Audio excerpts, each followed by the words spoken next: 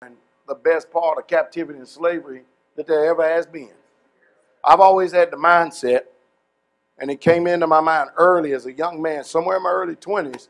It's like everything that they have done in this world is made us to depend upon them. Did I say something wrong? That's how I used to think as a young man.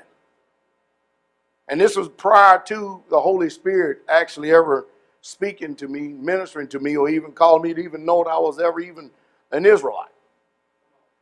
I was like, man, everything is just dependent upon us serving them to the best of our ability. Now, how in the world am I going to get past this? I made a statement the other day. You know how many people out there, y'all ever seen the video where I was driving by and showed this nice big old house? There's some nice homes right here in Galen Road. The only problem is they made you think you own the home. You have a 30-year mortgage on this home. And you know what the difference between home ownership and being thrown out on the street? Your job.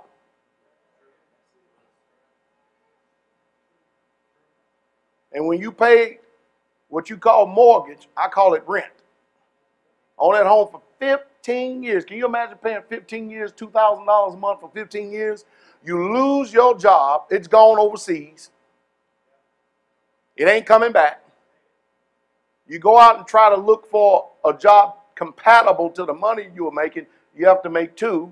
You have to tell the wife, come out of the house, you got to go make the same amount of money you was making on one job because the economy is bad. And you do everything in your power to keep that roof over your head. No, that roof over your head. You can have a roof over your head, but you want that roof over your head. Then you have to come to the reality you have not enough strength.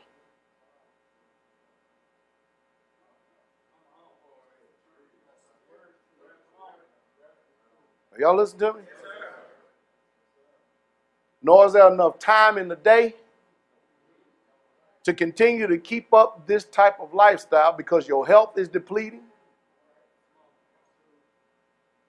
You've got to make changes. And when you fall too far behind, they have a system out there to kick you out of what you've been learned and trained to say, your home. And guess where? The same place that you went to get the loan for your home. That's like they got us deceived thinking we built a house.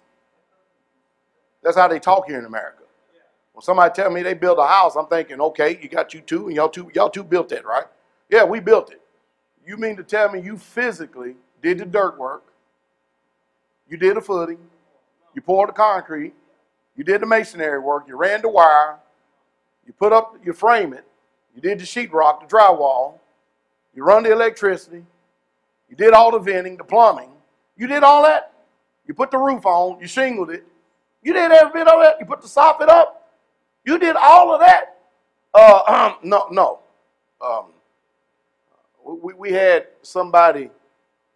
We actually hired about 6 or 7 people to do it. You know, we hired somebody to do the dirt work, and the people that did the dirt work don't know a bit about concrete work, so we hired them too. The people that don't know how to do concrete work, we turned, because they, we needed them to also do the framing, but they didn't know how to do that. They only knew how to do the concrete work, so we hired somebody to do the framing. And we asked the framer, could he actually run the electricity and the wiring and stuff, but he didn't know how to do that, so we had to hire an electrician too. How much did it cost you to hire an electrician? I'm just one of them out of, it costs us $12,000 to wire. $12,000 to wire in a house? 12,000 just to wire it? Yeah, just to wire it. It's not including, all these licenses and tagging and everything else you got to get in the process. And then we had to get the roof, put on. We didn't, the person that knew how to frame it didn't know how to roof, so we had to hire somebody to roof. Really? Wow. See what the expense is? And guess what?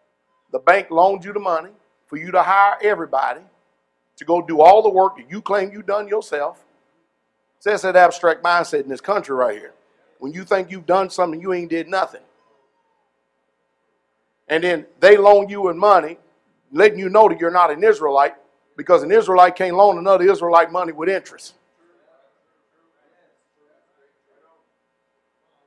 So all they did was make a book entry. You didn't physically see $150,000. They just put a book entry and levied your account. And then they told you, this is how much we're going to loan you. This is the interest rate. And of course, some of you was dumb enough to get it on an arm because it sounded good at that time. Well, 7, 8 years later, the interest rate triples on the arm. And your payment went from $1,400 to $2,500. And you're all upset when you signed the contract. So the bank not only did a book entry, but they owned the home while you think you own the home, because you've been deceiving thinking you are a home owner. Just like you've been deceiving thinking that you built it. And then people get mad at me for telling them what's going on. Then you lose your job you've been working at for 20 years. Took you 5 years to get established, so you finally were able to save up enough money to be able to buy a home. That's what they call it. You bought a home, but you ain't bought nothing. And you work these 15 years, your job is gone. It ain't never coming back because Barack Hussein Obama said it ain't coming back. You can believe that. Change you can't believe in.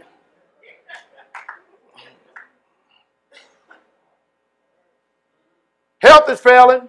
Your insurance premiums are going up because of Obamacare. Dare not to run to just the emergency room. That's a $3,000 pop. Just do that. Everybody ain't got $3,000 sitting around their bank account. You lose the home goes back to the very banking institution that loaned you, or let's say they did a book entry. They keep it and they wait for the next sucker to come along. The whole time, they have played everybody. They get to keep the land, they get to keep the home, they get to resell it, repackage it, and then charge more interest and continually keep laughing, as they always say, to the proverbial bank. All the way to the proverbial bank. I'm letting y'all in. This is how I used to think prior to conversion.